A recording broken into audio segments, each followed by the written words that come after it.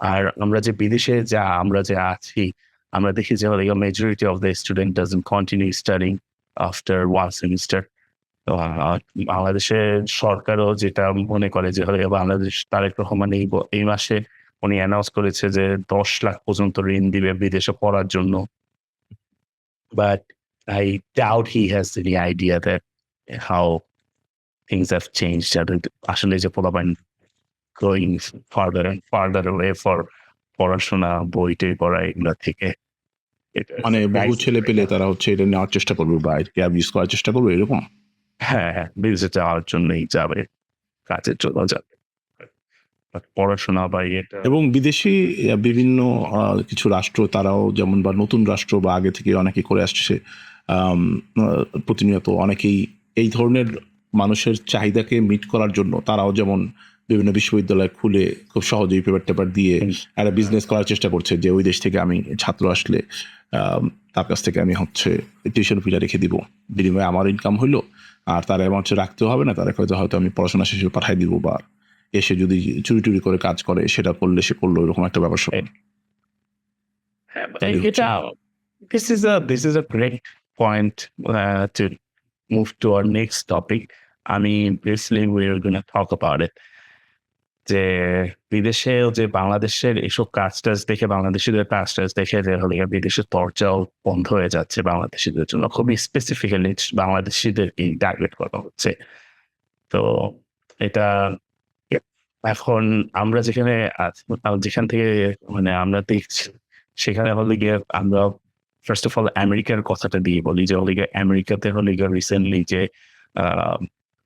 Immigrant visa আমরা non immigrant visa, এটাও tough হয়ে গেছে, বন্ধ করে দেওয়া হয়েছে বাংলাদেশ সহ অনেকগুলো কান্ট্রিতে। তো দেখা গেছে যে বাংলাদেশের ইমিগ্রেন্টদের মধ্যে বাংলাদেশের র্যাঙ্কিং অনেক হাই। তারা তারা এসেই গ্রিন কার্ড বা টিভি ভিসা বা কিছু একটাতে সেই গিয়া তারা গভর্নমেন্ট বেনিফিট নেওয়া শুরু করে।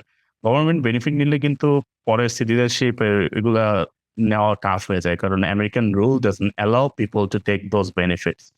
সো তারা নিজেদের জন্য কঠিন করছে।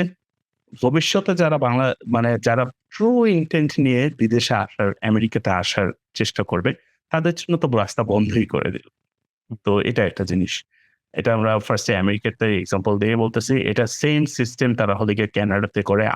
আমি একটা ব্যান্টারিং একটা ভিডিও বানিয়েছি যে রিঅ্যাকশন ভিডিও, সেটাতে বলতেছিলাম কানাডাতে সবাই টুরিস্ট ভিসা নিয়ে যাচ্ছে। তারপরে তারা অ্যাসাইলাম ক্লেম করার পরেই সোশ্যাল সিকিউরিটি বেনিফিট নেওয়ার চেষ্টা করছে। এগুলো কয়েকটা নিউজ। তারপরে ইউকে তে র‍্যাংকিং করা হয়েছে যে দেখা যাচ্ছে যে টপ 3 ন্যাশনালিটিস যারা ইউকে সোশ্যাল সিকিউরিটি বেনিফিট নিয়ে থাকে, তার মধ্যে বাংলাদেশী টপ 3 এর মধ্যে আছে। তো এটা একটা। আমি এটা মনে করতে পারি যে অনেকেই বলবেন যে যে আমি হিংসা বা কিছুর জন্য, but I am giving it as a warning is like সিস্টেমটাকে অ্যাবিউজ করলে, যেমন সিস্টেমটা যখন অ্যাবিউজ করা শুরু করে, যে আমরা প্রপারলি যদি না করি জিনিসগুলো বন্ধ হয়ে যায়। ওয়ার্নিং ডিরেক্টলি বন্ধ করে দেয়। তারা ওই প্রোগ্রাম আর চালুই করবে না। আরো কঠিন করে দিবে না, বন্ধই করে দিবে। এটা একটা। কানাডাতে যেমন সম্প্রতি একটা হচ্ছে এই ধরনের অ্যাসাইলাম বা ইয়ার ক্ষেত্রে মনে হয় বন্ধ করে, যে কেউ যদি আসার 1 বছর পরে অ্যাসাইলামের আবেদন করে, সেটা মনে হয় সরকার অ্যাসাইলাম দিবে না, বা এই ধরনের কিছু একটা পলিসিগত চেঞ্জ হচ্ছে। এটা যেমন কানাডাতে দেখলাম। কানাডা, তুমি যেহেতু বিভিন্ন দেশের কথা বলছিলাম, যেহেতু আবার ওই যে একটা জিনিস দিতে থাকলেও সেটা যখন পুরোপুরি বন্ধ করে দেওয়ার যে ব্যাপার, সেটা যেমন এই অ্যাসাইলামের ক্ষেত্রে দেখতেছি যে কানাডা হচ্ছে বেসিক্যালি অ্যাসাইলামটা কাইন্ড অফ সিরিয়াস কেস ছাড়া বাকি সব ক্ষেত্রে বন্ধ করে দিতে যাচ্ছে অলমোস্ট ইনডিরেক্টলি। স্পেশালি তারা ওই কয়েকটা কান্ট্রিকে তারা ইনক্লুড করবে যারা অ্যাসাইলাম ক্লেম করতেই পারবে না। তো যারা অ্যাকচুয়ালি যাদের ট্রু ইন্টেন্ট আছে, তাদের জীবনের হুমকি বা কিছু আছে, তারা বাংলাদেশ থেকে পালিয়ে আসার চেষ্টা করতেছে কোনো একটা রাষ্ট্রে, তারা তারা চেষ্টা করবে যে থাকার, জীবন বাঁচানোর জন্য বা কিছুর জন্য। বাংলাদেশকে এক্সাম্পল দিতেছে না, ধরেন কোনো একটা দেশে যুদ্ধ লাগছে, সে পালাতে যাচ্ছে জীবন বাঁচানোর জন্য। ট্রু ইন্টেন্ট, আসলে তার জীবনে ঝুঁকি আছে।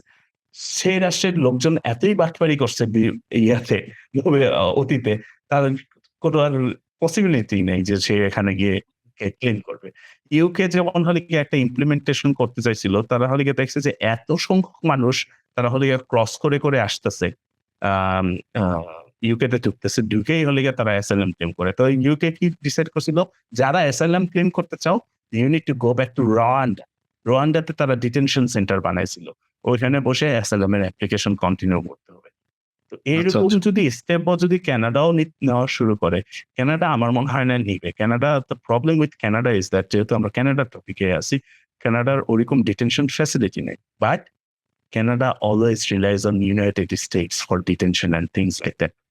তো তারা বলে ইউএস কে রিকোয়েস্ট করতে পারে, কানাডিয়ান অ্যাপ্লিকেশন বা অ্যাসাইলাম অ্যাপ্লিকেশন তোমার যেটা আছে, তো you can hold this people for me. তারা হলে গিয়ে ইউএস এর থেকে ডিটেনশনের থেকে তারপর Canadian asylum, so which is gonna be really tough. তো এই যে নিউজ আর্টিকেলটা যেটা একটু আগে বলছিলাম, যে বাংলাদেশিরা হচ্ছে দারিদ্র্যের হারও সবচেয়ে বেশি এবং সরকারি সহায়তা গ্রহণের হারও সবচেয়ে বেশি। পাকিস্তানি, চীন, ভারতীয় বা অন্যান্য এশীয় আফ্রিকান দেশের চাইতেও বেশি। তো এগুলা তো আমি হ্যাঁ। আমি একটা জিনিস যোগ করে বলতাম। আমি যখন নিউ ইয়র্ক সিটিতে গিয়েছিলাম, ওটা একটা যোগ করে বলতাম যে হলে গিয়ে যে এইখানে অভিবাসনের জন্য যেসব লোক আসে তারা হলে গিয়ে সৌদি আরব, মালয়েশিয়াতে টিকতে পারত না। আমি এটা আসলে I was kind of wrong about it. এটা যোগ করেই বলতেছি। কারণ হলো গিয়ে কি যে মানে তারা এখানে আসার পরেই তারা ওই সিস্টেম গুলা কিভাবে অ্যাবিউজ করা যায়, যে সিস্টেম গুলা সৌদি, মালয়েশিয়াতে অ্যাবিউজ করা যায়। কারণ এখানে কিছু খাটতে হবে। না খাটলে থাকতে পারবে না, চলতে পারবে না, দেশে টাকাই পাঠাতে পারবে না, চলে যাও। তো এত ইজি না ওইসব দেশগুলোর কথা বলতেছি। বাট এখানে আসলেই তারা হলে গিয়ে দেখে যে দেয়ার সিস্টেম কিভাবে ২ নাম্বারের লাইসেন্স নিতে হয়, নিউ ইয়র্কে যেটা পসিবল।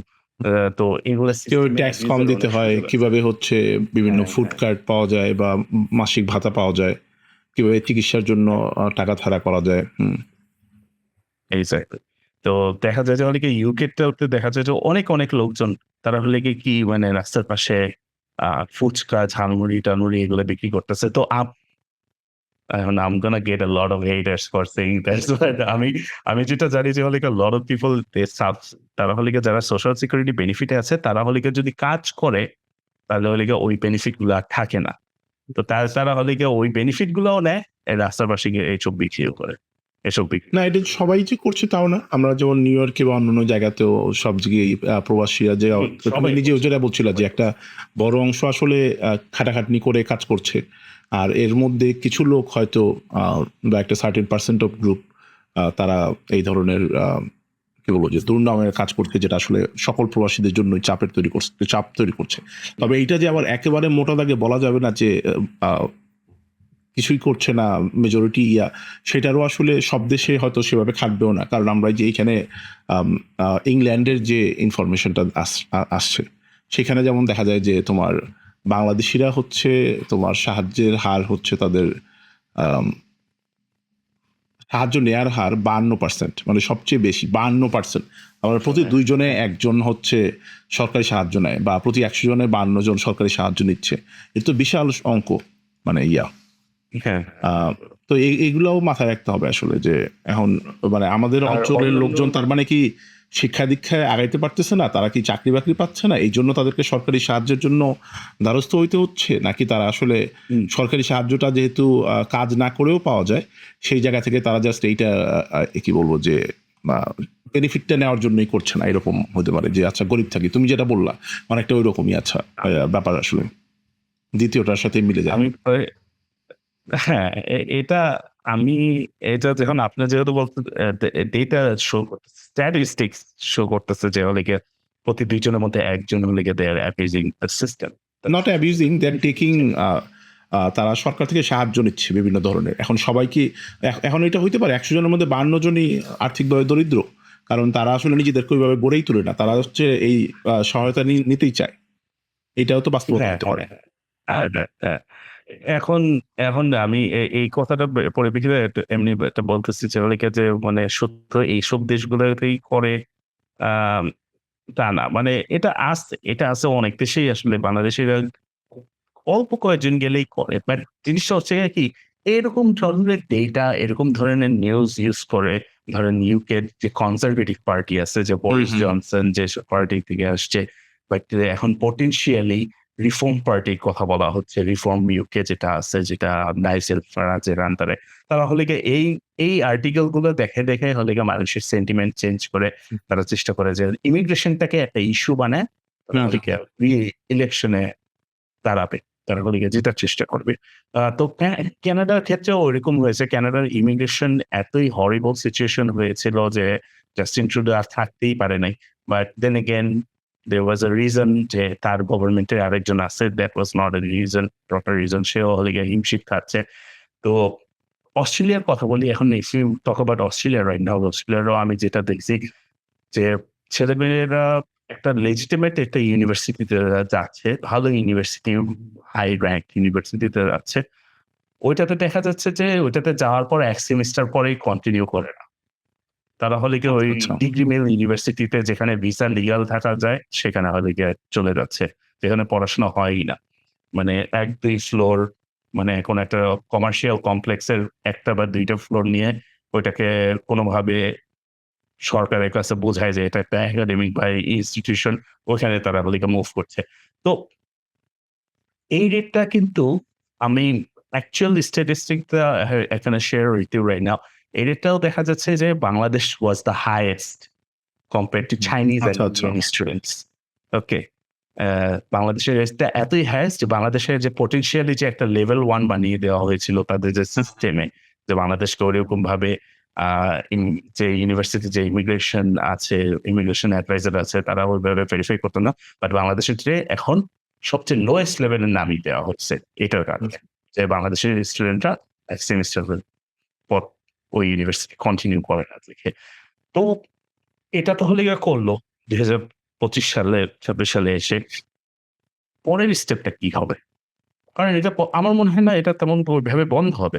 বাংলাদেশে এটা সবসময় শেষ করে যে হলো গিয়ে নতুন কোনো একটা কিছু সিস্টেম বা কিছু একটা বের করে নিতে। তারপরে কি হবে যে পুরোপুরিভাবেই ওই রেস্ট্রিকশন টা আইসা পড়ে। এটাই সমস্যা। মানে আর্টিফিশিয়াল যে একটা রেস্ট্রিকশন আছে না? যেমন হলো গিয়ে কোথাও আ মায়ানমারকে যে ব্যান করছে ওইভাবে কিন্তু অস্ট্রেলিয়া কোথাও বলে না। বাট মায়ানমারের পাসপোর্ট দিয়ে যদি কেউ এপ্লাই করতে যায় বার্মিজ স্টুডেন্ট, তাদের ভিসা তারা কখনোই পায় না। ওকে। সো এটাও একটা জিনিস মাথায় রাখতে হবে। তো আ তো এই অস্ট্রেলিয়া যেমন থেকে হলো যে গিয়ে কি যেমন লাগবে এরা দেখলাম যে বেশ কমপ্লিকেটেড যেটা পড়ছে এখন ৩ মাসের ব্যাংক স্টেটমেন্ট, তহবিলের উৎসের বিস্তারিত প্রমাণ, সত্যায়িত শিক্ষাগত যোগ্যতা, এরপরে হচ্ছে শিক্ষা প্রতিষ্ঠানে আকস্মিক যাচাই-বাছাই, স্পট চেক, ইন্টারপোলের সাহায্যে বায়োমেট্রিক তথ্য যাচাই। মানে বেশ কমপ্লিকেটেড করতেছে আরকি আগের চাইতে আরো। কমপ্লিকেটেড কোর্সেসে as well as তারা যেটা ১ সেমেস্টারের টিউশন ফি অ্যাডভান্স নেওয়ার কথা ছিল। আ ভিসা অ্যাপ্লিকেশন এর সময়ই বলতেছি। They might actually take the whole 1 year or maybe the duration of the course. তার ওরে মানে বাবা! হচ্ছে গিয়ে যদি তো হিউজ অ্যামাউন্টের কোর্স হয়, সে ৩ বছরের সেই প্রায় ১.৫-২ কোটি টাকা হলে গিয়ে তাদের হলে গিয়ে ইউনিভার্সিটিকে অ্যাডভান্স পে করতে হবে, অথবা যে কানাডার যে জিআইসি সিস্টেমটা করা হয়েছিল, গ্যারান্টিড ইনভেস্টমেন্ট সার্টিফিকেট, ওইরকম একটা ব্যাংকে বা কিছুতে রাখতে হবে যেটা কানাডা ভেরিফাই করতে পারবে। মানে অস্ট্রেলিয়া ভেরিফাই করতে পারবে। সো সেই ক্ষেত্রে কিন্তু পুরাই আ প্ল্যানটা ভেস্তে যাবে যদি যারা হলে গিয়ে ১ সেমেস্টার পরে চলে যেতে চায়। তো এখন এখন মানে এখন আমি তাতে করে কি বাংলাদেশের মধ্যবিত্ত এবং নিম্ন মধ্যবিত্ত লোকজন কি তাহলে এই থেকে প্রাইসড আউট হয়ে গেল? তারা আসলে আর এই সুযোগটা থাকবে না। মানে যাদের একেবারে ১ বছরের টাকা দিয়ে দেওয়ার মতো সক্ষমতা আছে এবং তারাই হয়তো হ্যাঁ, থাকবে না। টমাটমা দেখায় যেতে পারে। থাকবে না। এখন জিনিসটা হচ্ছে গিয়ে কি ধরেন আমি রিসেন্ট একটা ইউনিভার্সিটিতে অনেকেই যেটা করে যারা হলে গিয়ে মালয়েশিয়াতে অনেকগুলো অস্ট্রেলিয়ান ইউনিভার্সিটি আছে। সেই অস্ট্রেলিয়ান ইউনিভার্সিটি গুলোতে ১ সেমেস্টার বা ১ বছর পরে আ তারা হলে গিয়ে ওই ইউনিভার্সিটির যে অস্ট্রেলিয়ান ক্যাম্পাস আছে ওখানে চলে যায়। তো আচ্ছা। ওই ডেটাতেও শো করে যে হলে গিয়া তো 90% স্টুডেন্ট ১ সেমেস্টার পর কন্টিনিউ করে না। তো আচ্ছা, আচ্ছা। শুধু অস্ট্রেলিয়ান হোম অফিস তাদের যে ইমিগ্রেশন ডিপার্টমেন্ট আছে এই ডিসিশন নেয়নি। তারা হলে গিয়ে ওই রেকর্ডের বেসিসেই এসব ডিসিশন গুলো নিয়ে থাকে। তো which make it tough যারা হলে গিয়ে ধরেন এখন তো এডুকেশন কস্ট তো অনেক ridiculous। আমি যখন ইউনিভার্সিটিতে যাওয়ার কথা তখন আমি অস্ট্রেলিয়ার টিউশন ফি দেখে আমার মনে হইতো যে অনেক কিরে ভাই এইসব টিউশন ফি দিয়ে তো আমি ২-৩ টা বাড়ি-টাড়ি কিনতে পারবো। সেই আমলের কথা বলতেছি। তখনই হলে গিয়ে আমি দেখতাম যে পড়াশোনা করতে নাকি ৫০-৬০ লাখ টাকা লাগে। তারপরে আমার যে ফ্যামিলি মেম্বাররা হচ্ছে আমার ইমিডিয়েটলি খাওয়া-দাওয়া আছে তো তারা নাকি ৳৫,০০,০০০ দিয়ে ছোটবেলায় যখন ৳৫,০০,০০০ অ্যামাউন্টটা শুনতাম that was like that। এখন শুনি নাকি টিউশন ফি ১ বছরের টিউশন ফি নাকি ৬০ নাকি ৭০ লাখ টাকা। I'm like, "What? What is going on man?" তো আ এটা যারা হলো গিয়ে প্ল্যান করতেছে তারা হলো গিয়ে ছেলেদেরকে বা ছেলে-মেয়েদেরকে ভালো জায়গায় পড়াচ্ছে। তারা হলো গিয়ে চান যে একটা ভালো একটা হাই র‍্যাংকিং ইউনিভার্সিটিতে পড়াবে। তাদেরও প্ল্যান গুলো মানে হচ্ছে না। মানে legitimate স্টুডেন্ট গুলাও যেতে পারছে না। কারণ স্ট্যাটিস্টিক্স শো করতেছে স্টুডেন্ট গুলো কন্টিনিউ করে না। তো এই দেশ থেকে আসলে। তো তাদের জন্য কঠিন হয়ে যাচ্ছে আরকি। তো এটা এখন এইটা এখন তুমি কেমনে ঠিক করবা? মানে এটা কি যারা যাচ্ছে তারা কি সবাই আদৌ পড়তেই যাচ্ছে? তারা তো চাচ্ছে যে ওইখানে আমার মনে গিয়ে হয় কাজ-টাজ করে হুম। একটা সেটেল হওয়ার একটা ব্যাপার। তো সেই জায়গা থেকে তুমি যারাই যাওয়ার সুযোগ পাবে তারা তো এটা কন্টিনিউ করবে হয়তো। তুমি এটা বন্ধ করার কি আদৌ উপায় আছে কিনা? বা মানুষের কিভাবে এটাই শেখাবা? সমস্যা হয়ে গেছে যে আমি যে একটু আগে যে ইউকের যে প্রতিবেদনটা দেখালেন যেটা নিয়ে আমরা কথা বলছিলাম যে বাংলাদেশি ন্যাশনালের টপে যে গভর্নমেন্টের অ্যাসিস্ট্যান্ট নেওয়ার ক্ষেত্রে তারা কি করছে হলে গিয়ে যে এটা ব্যবহার করে তারা হলে গিয়ে তারা গভর্নমেন্টের মানে পলিটিক্যাল বেনিফিট পাওয়ার চেষ্টা করে। তো জিনিসটা হচ্ছে গিয়ে কি তারা হলে গিয়ে সিস্টেমটা এরকম ভাবেই ক্রিয়েট করছে। তারা কিন্তু কোনো ইলিগাল ভাবে কোনো কিছু করতেছে না ছাত্রগুলো। লিগালি তারা ১ সেমেস্টার পর ড্রপ করে আরেকটা ইউনিভার্সিটিতে বা আরেকটা ইনস্টিটিউশন এ চলে যাচ্ছে। লিগালি কিন্তু করতেছে। তো তারা কিন্তু কোনোভাবেই অ্যাডমিট করবে না। rather than admitting that their fault যে তাদের একটা স্টুডেন্টকে কেন তারা ১ সেমেস্টার পর এটাতে যাইতে দিতেছে? কেন তাদের এরকম সিস্টেম আছে? তারা হয়তো কঠিনভাবে রাইখে দিতে পারত যে, "না, তুমি যেই ইনস্টিটিউশনে গেছো সেখান থেকে তোমাকে পাস করতে হবে।" তো অস্ট্রেলিয়ান গভর্নমেন্ট তো করতে পারত বাংলাদেশকে এভাবে না ব্লেম করে। ডেফিনিটলি। বা পোলাপাইন এগুলা যদি দেখতো এটাও তো একটা ডিটারেন্ট হিসেবে কাজ করতো। যে ওদিকে না তাহলে অন্য কোনো দেশে যাই অথবা আসলে এই ইউনিভার্সিটি থেকেই কষ্ট করে আমি এই ইউনিভার্সিটি থেকেই শেষ করি। ভালো একটা ইউনিভার্সিটিতে গেছি। তো গভর্নমেন্ট তো এটা সুযোগ করে দিচ্ছে। এটা সেম ওয়েতে ইউকের গভর্নমেন্ট তো সুযোগ করে দিচ্ছে যে ওদিকে এত বাংলাদেশি কেন গভর্নমেন্ট থেকে অ্যাসিস্ট্যান্স নিতেছে। Same goes for American government, same goes for tourist visa দিয়ে যদি social security I don't think the guy actually got social security benefit using tourist visa. I doubt it. I doubt it. But he definitely claimed asylum through it. But তাদের গভর্নমেন্টের সিস্টেমই তো এটা। But ওই যে এইগুলা ব্যবহার করে হলে গিয়া একটা anti immigrant narrative ক্রিয়েট করছে তৈরি করার জন্য এটা মানুষকে এইটাই। তারা ওই লুপহোলটা রাখেই যাতে করে এটা একটা রাজনৈতিক শক্তি হিসেবে ব্যবহার করার জায়গা থাকে। হ্যাঁ। ইন্টারেস্টিং। তো এটাই। তো এখন এটা যেমন আমরা আগেও দেখছি যেমন ওই যে তোমার একটা সময় ইউকেতে ২০০৭, ৮, ৯, ১০ এই সময়টাতে যেমন বাংলাদেশ থেকে প্রচুর স্টুডেন্ট যাইতো। তারপর হচ্ছে এরকম ১২, ১৩, ১৪, ১৫ ওই সময়টাতে তারা আস্তে আবার ক্র্যাকডাউন করে সব বন্ধ করে দেওয়া শুরু করে আরকি। তো এরা বেসিক্যালি এটা সবসময় করে একটা সাইকেলের মতো। এই তুমি যেটা বলছিলে যে একের পর এক একটা বন্ধ করে আরেকটাতে যায়।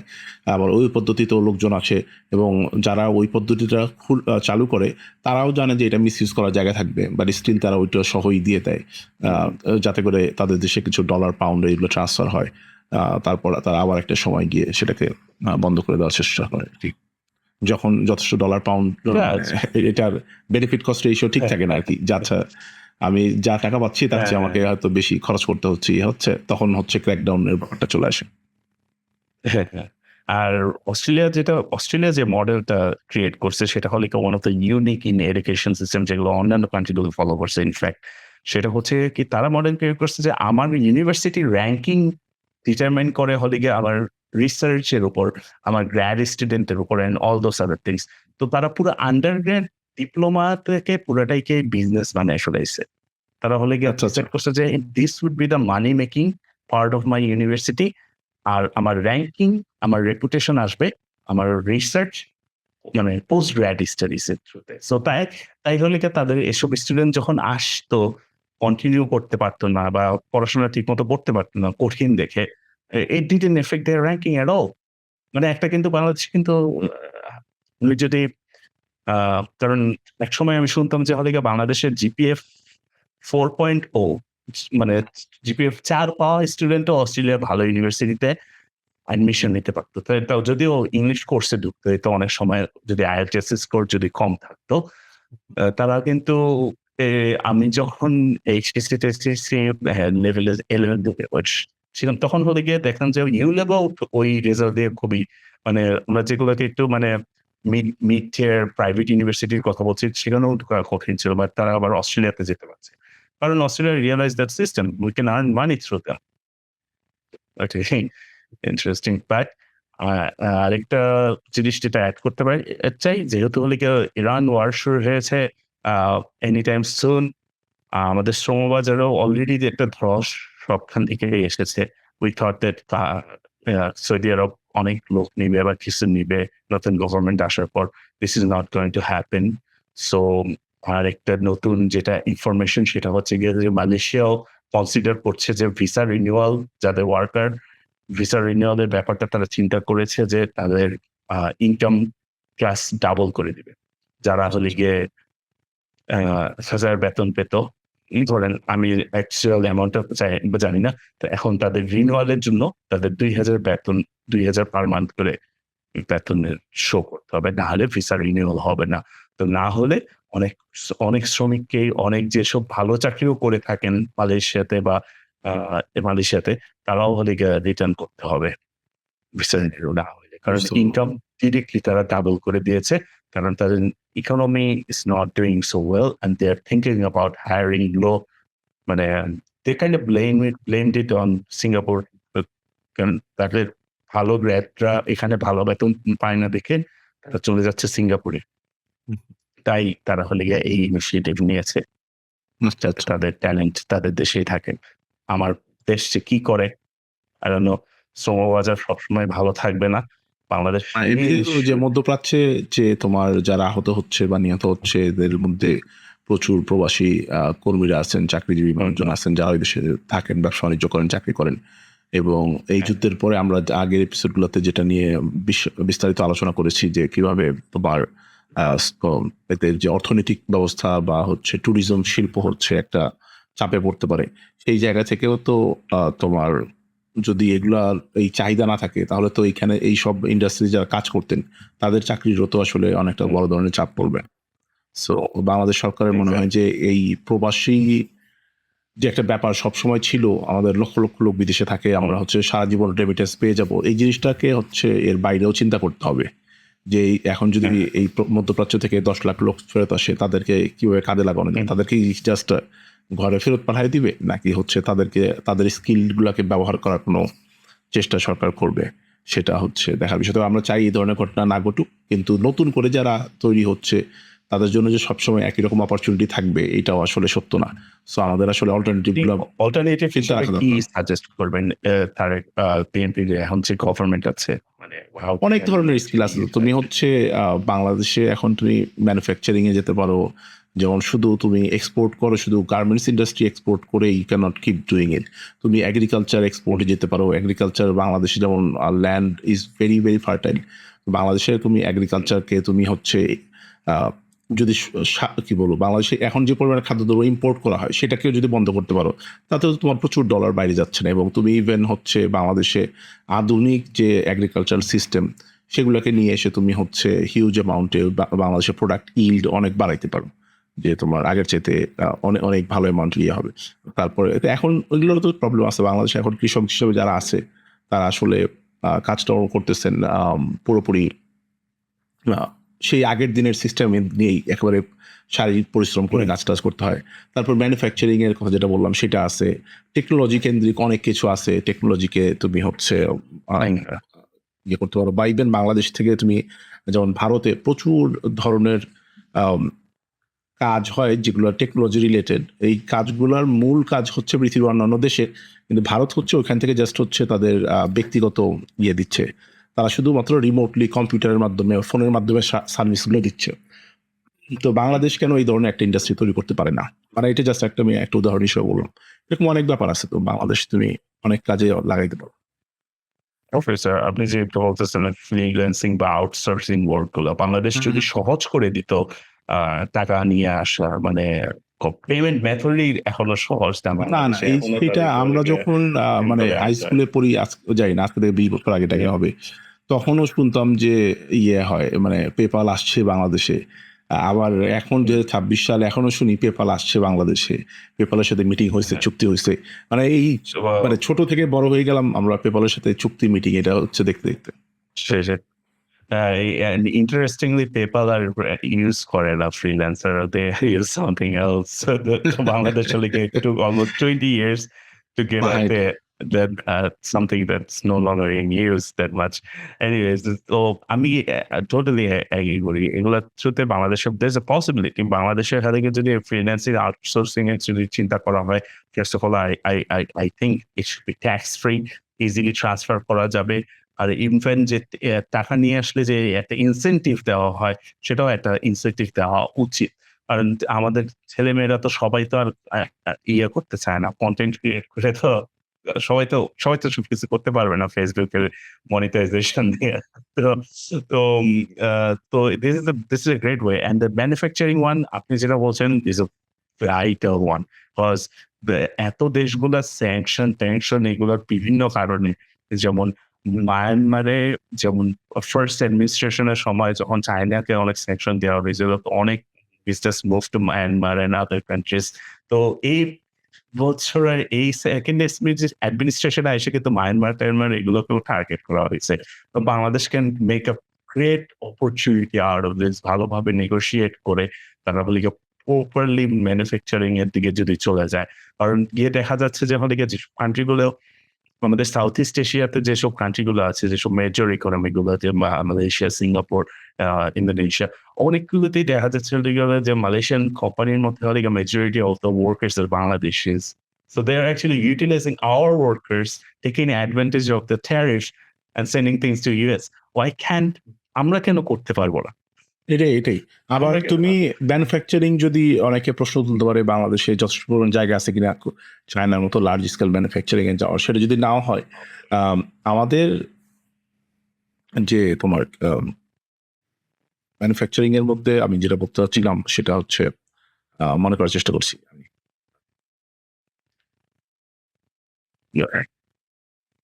পরে মনে হলে বলবো, আমার মনে হয় মাথায় এটা আটকে গেছে। তুমি আচ্ছা বলছিলে বলো, আমি মনে হলে আবার বলবো।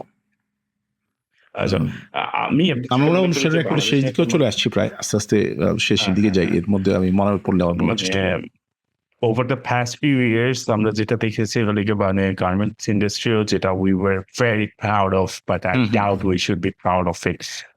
এগুলো হলো মানি লন্ডারিং ফ্রন্ট এবং ব্যাংক লোনের জন্য একটা ফ্রন্ট হিসাবে কাজ করেছে rather than actually producing. এখানে তো আমরা দেখতাম যে আন্ডার ইনভয়েসিং, ওভার ইনভয়েসিং এগুলা করে অনেক ধরনের দুর্নীতি করা হতো, অনেক টাকা পাচার করা হয়েছে বাংলাদেশ থেকে।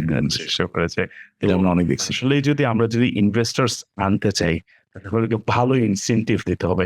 ইনভেস্টর আসলে উই ক্যান অ্যাফোর্ড মানে আমরা যদি বলি যে না আমার দেশে তো এত কারেন্ট উৎপাদন হয় না, ভাই ইনভেস্টর আসলে they are gonna bring in the money to make power.